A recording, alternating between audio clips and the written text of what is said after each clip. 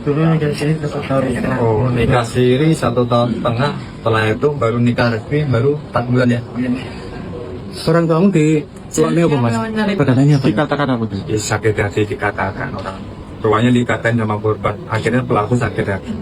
Didoain orang tuanya cepat meninggal.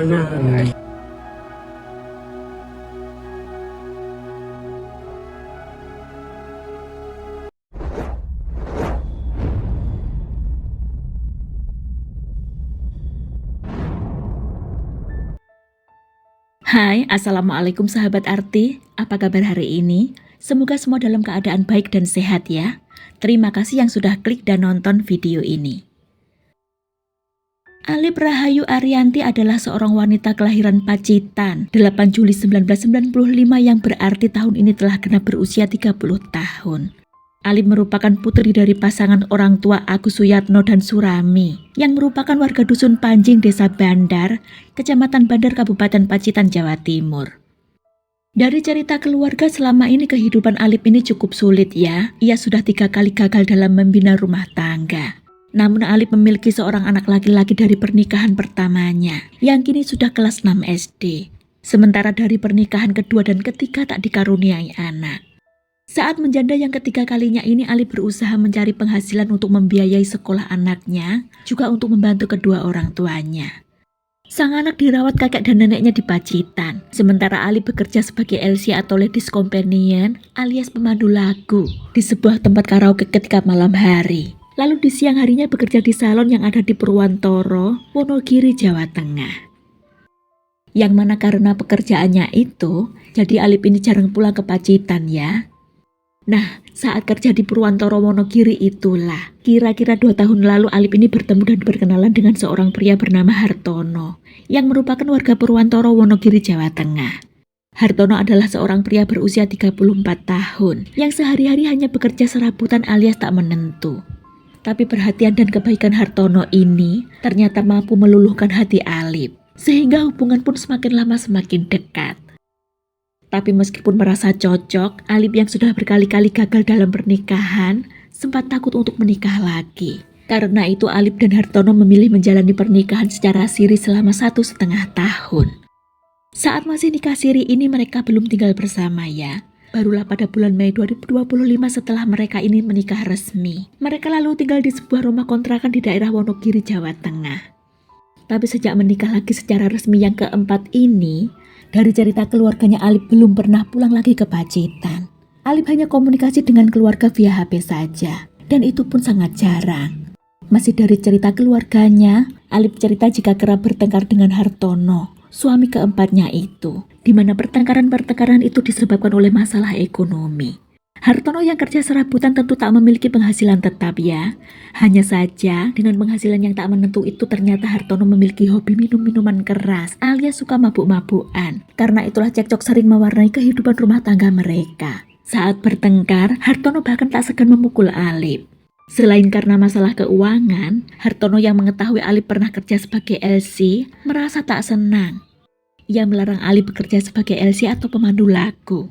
Hartono hanya mengizinkan Alip kerja sebagai karyawan salon saja. Namun Alip yang mungkin merasa penghasilannya sebagai karyawan salon tak seberapa, ternyata diam-diam masih nyambi kerja sebagai LC atau pemandu lagu di tempat karaoke. Singkat cerita belakangan akhirnya Hartono ini tahu jika istrinya masih kerja jadi LC yang kadang di Purwantoro Wonogiri, kadang-kadang di daerah Ponorogo. Hal itu pula lah yang menjadi salah satu pemicu pertengkaran mereka. Puncaknya di hari Selasa 12 Agustus 2025 sekitar pukul 2 dini hari. Alip ini menelepon suaminya, meminta dijemput di perempatan lampu merah Somoroto, Kecamatan Kauman, Ponorogo. Setelah itu Hartono dengan mengendarai motor Jupiternya segera berangkat ke lokasi yang diminta. Setelah bertemu mereka langsung berboncengan motor menuju ke Purwantoro Wonogiri, Jawa Tengah untuk pulang ke kontrakan. Tapi saat dalam perjalanan itu mereka lagi-lagi bertengkar ya, dan saling memaki. Hartono kesal karena tahu istrinya yakni Alip ini ternyata masih kerja jadi LC. Sementara Alip yang disalahkan pun tak terima. Ia membela diri dengan alasan mereka sedang kesulitan ekonomi, jadi butuh tambahan kerja. Dengan keadaan marah itulah Hartono mengarahkan motornya menuju ke sebuah gubuk kecil yang ada di kawasan hutan Goa Lowo, Ponorogo. Hartono saat itu kesal karena istrinya ini ternyata masih kerja jadi LC. Sementara Alip yang disalahkan pun tak terima. Ia membela diri dengan alasan mereka sedang kesulitan ekonomi, jadi butuh tambahan kerja. Dengan keadaan marah itulah Hartono mengarahkan motornya menuju ke sebuah gubuk kecil yang ada di kawasan hutan Goalowo, Ponorogo. Di sanalah Pak Sutri yang baru resmi menikah selama kurang lebih 4 bulan ini kembali bertengkar hebat. Emosi Hartono semakin tersulut ketika Alip mengucapkan kata-kata hinaan terhadap Ibu Hartono dan mendoakan agar ibu mertuanya itu cepat mati. Mendengar itu Hartono yang sudah marah semakin kalap. Dibenturkannya kepala istrinya itu ke sebuah pohon jati. Setelah itu dijeratnya leher istrinya itu dengan kabel wifi yang ditemukan di lokasi. Hingga Alip istrinya itu meregang nyawa. Setelah memastikan istrinya telah tewas, pria itu menyeret jasadnya sekitar 200 meter dari TKP pembunuhan. Tepatnya di lokasi hutan jati Duku Baworejo, Desa Sampung, Ponorogo. Sebelum pergi Hartono melepas baju atasan korban, mengambil tas dan ponselnya. Lantas Hartono berusaha mencari cara agar dirinya tak dicurigai.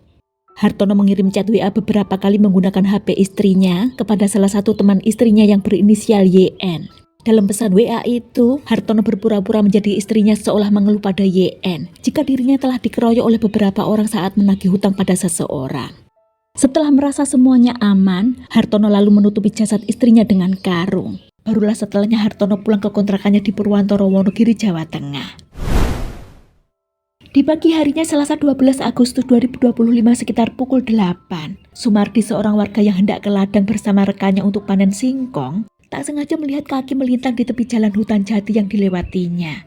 Saat didekati tampak jasad seorang wanita dengan posisi tengkurap, hanya mengenakan bra dan celana pendek, dengan wajah dan kepala penuh luka lebam serta lehernya terjerat kabel. Penemuan tersebut lantas dikabarkan kepada warga sekitar dan diteruskan ke Polsek Sampung.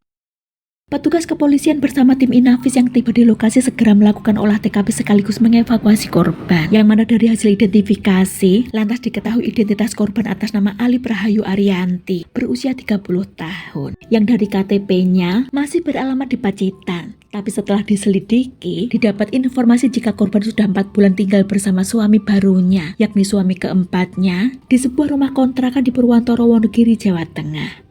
YN teman Alip yang tadinya di WA oleh Hartono si pelaku ini awalnya percaya jika Alip tewas karena menjadi korban pengeroyokan yang sebenarnya skenario buatan Hartono. Tapi polisi yang telah melakukan penyelidikan memiliki pendapat lain. 5 jam setelah penemuan jasad korban itu, suaminya ditangkap saat berada di rumah kontrakannya di Purwantoro, Wonogiri, Jawa Tengah. Dari penangkapan tersebut, polisi pun mengamankan beberapa barang bukti yang berupa kabel wifi warna hitam, pakaian korban, KTP, buku nikah, serta 2 ponsel milik korban dan pelaku. Hartono, suami keempat korban ini tak bisa lagi mengelak, sebab bukti-bukti yang ditemukan di diri korban dari TKP maupun keterangan dari saksi-saksi semua mengarah padanya. Karenanya Hartono pun langsung mengakui perbuatannya yang telah kalap hingga menghilangkan nyawa istrinya itu. Alasannya Pak, sakit hati Pak. Yang tadi saya sampaikan kan, sakit hati dikatakan orang tuanya dikatain sama korban, akhirnya pelaku sakit hati. Didoain orang tuanya cepat meninggal, pelaku ini sakit hati. Atas perbuatannya itu Hartono dijerat dengan pasal 338 KUHP tentang pembunuhan dengan ancaman hukuman maksimal 15 tahun penjara. Lagi-lagi masalah KDRT membawa korban jiwa sangat menyedihkan sebenarnya. Semoga kisah ini bisa kita ambil hikmah serta pembelajarannya Jangan sampai kita semua mengalami hal-hal yang demikian. Sekian kisah ini, terima kasih waktunya. Jaga diri semuanya Wassalamualaikum warahmatullahi wabarakatuh. See you.